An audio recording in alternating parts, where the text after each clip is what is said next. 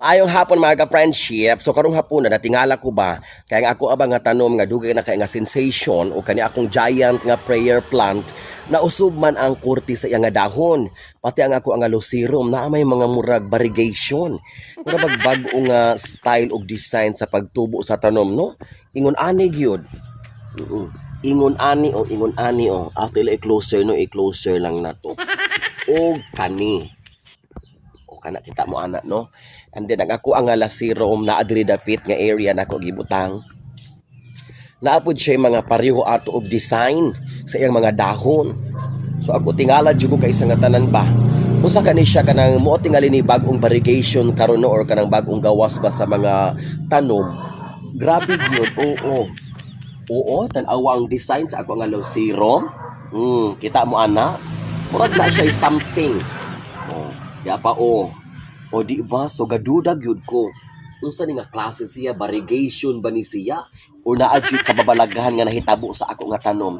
So nabantayan ako ni siya mga 4 days ago kay wala na gyud ko ka atiman sa ako mga tanom kay tungod lagi sa pagpangita sa nawala nga iring. So karon na surprise kaayo ko kay paglantaw nako lahi naman og designing dahon sa ako nga bulak. So gahuna-huna gyud ko unsa gyud nahitabuan ni niya. Pati po ang ako ang tanom nga sensation. Nagduda na po ko kung unsay nahitabo. Kay pareho-pareho man sila formation sa ilang mga leaves.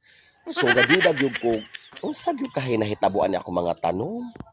Ug kinsa kahay suspect sa mao nga panghitabo kay katong pagkamatay sa ako ang tanom nga melaloni, nakita naman jud nako ang suspect ang ako ang iring. Nga wala ginang nilayas kaya akong di kayaw-yawan di kasultian karon lahi na po ni akong sugilanon o tan-awa bag-o ni bag-o nga ni nga style and variegation sa dahon sa ako nga sensation.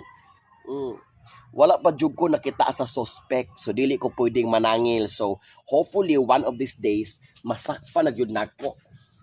Tan-awa tan-awa. Wala man say makasulod diri sa amo ang kanding, baka or kabayo.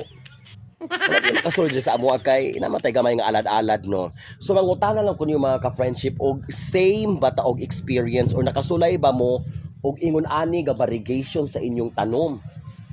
Kay karon pa jud ko naka-experience.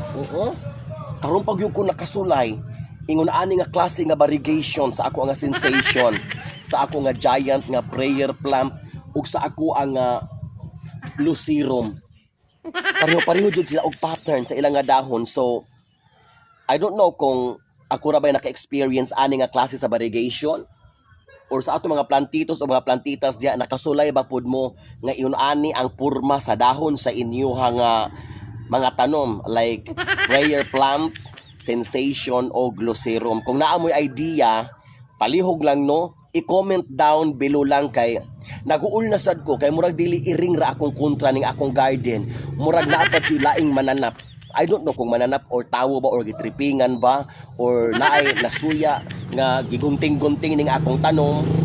So muna something nga ako nang pangitaang paagi nga mahatagan og solusyon.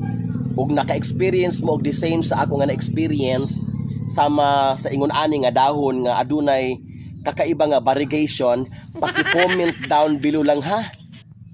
Mintras wa pa na ako nasakpan ang suspect ni ining klase sa variegation sa akong tanom.